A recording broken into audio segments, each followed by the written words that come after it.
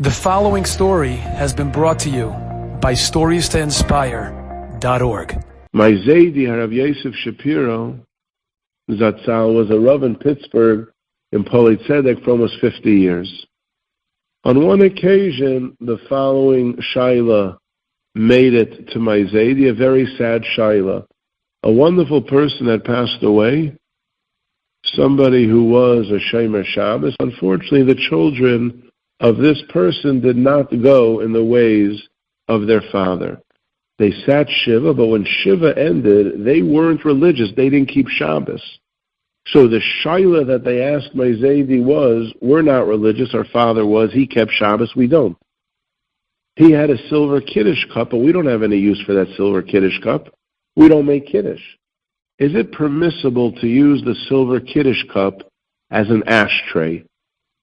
They used to smoke, and I guess they felt it was an elegant place to put the ashes of the cigarette or cigar, whatever it was. Could we put it in the silver goblet that used to be used as a Kiddush cup, but no longer for us? Could we use it as a silver ashtray? Maisa shahaya kachaya. And my father Zatzal would use that example to explain the Yevonim influencing what our Dvarim are used for. This past Shabbos, I mentioned this in a shir, and my cousin came over to me and he told me the following Maisa, which I think mamish goes beautifully with the pshat from Rav Gedalia Shor, where he says every Yid should remember, Vayigash Elov, oy, how close we could get to the Rebbeinu Shalom. We could be on the 100th floor and not feel it, but we're there. And what do? Tell yourself, be.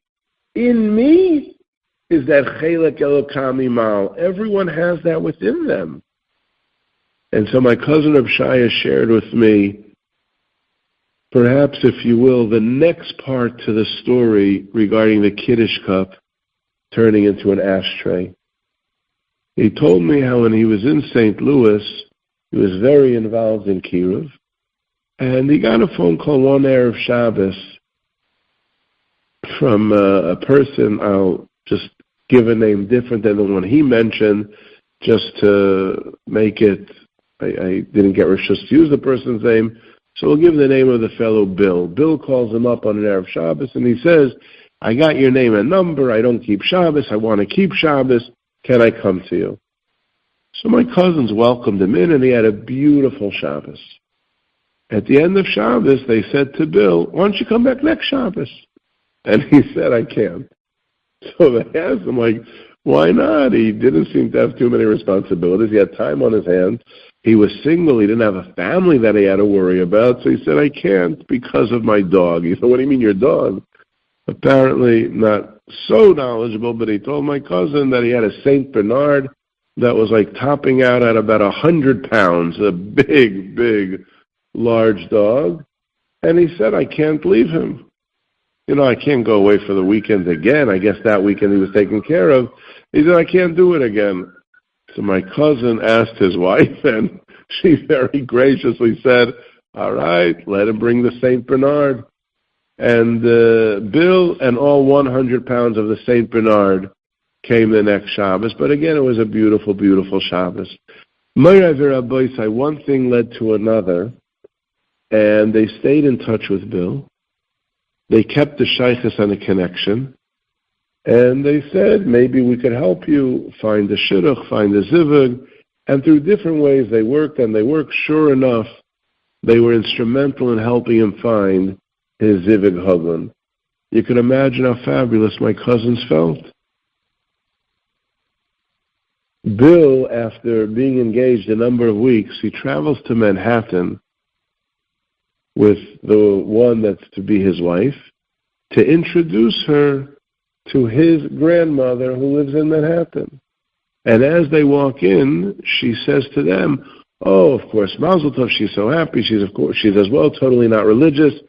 But she says, I heard that you're becoming religious, and in fact, I apologize, I left that out. They indeed, Bill and the one he was marrying, took upon themselves kashrus and Shabbos And the grandmother knew about this, so when they arrived, she said, "That's what I heard. You're going to be keeping Shabbos. Bill, my grandson, is that correct?" And he said, "Yes, it is." She said, "Wait here 1 second." She went back to 2 separate bedrooms. Now let me explain to you where she was going. She explained to Bill and to his wife-to-be that generations ago, the great-great-grandmother, up until that generation, they did keep Shabbos. So there were 2 candlesticks, beautiful, beautiful silver leichter. But already the great-grandmother of this woman, going back 3 previous generations, no longer kept Shabbos. So what are you going to do with leichter? Similar to what you do with a Kiddush cup that becomes an ashtray. The grandmother, great-grandmother of this elderly woman had it was hollow on the inside of the sterling silver leichter. She took it to a silversmith and had the bottom piece removed and the top piece. She then had an electrical wire threaded in each of them. She put on a light bulb, she put on a lampshade, and she turned them both into beautiful silver lamps with a lampshade. And from one generation to another, no different than the Kiddush cup becoming an ashtray. The leichter became 2 silver lamps for generation upon generation, until the grandmother was able to ask Bill, "But you're going to keep Shabbos, yes?" And when he explained he was, with tears in her eyes, she went back to both bedrooms that had those lamps. She removed the lampshade, she removed the bulb, and she told her grandson, "I'm going to take these to a silversmith and have them turned back into proper Shabbos leichter, because truth be told, that's where they belong. Truth be told, that's what they really are." And that's indeed what happened. And how do I know? For I had the privilege by Malava Malko, and my cousin was telling me this story. He showed me on his phone a beautiful picture of Bill and his family living a beautiful Torah life where they live in Eretz Yisrael. And what was between them in the background of the picture?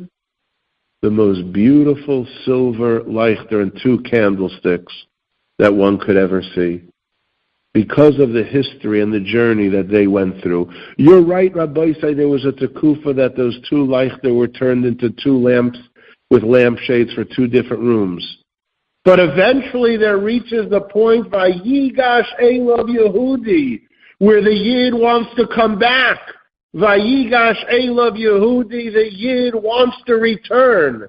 And why does the Yid want to return? Because he says, Vayomer, I remind myself, be in me is Aleph, Daled, Nun, and Yud, a chelek of HaKadosh Baruch Hu. And that's what brings a person, Be'ezras Hashem, full circle. I saw a magnificent picture of those leichter. For many years and decades, they traveled as 2 lamps, electric lamps with a lampshade. No more.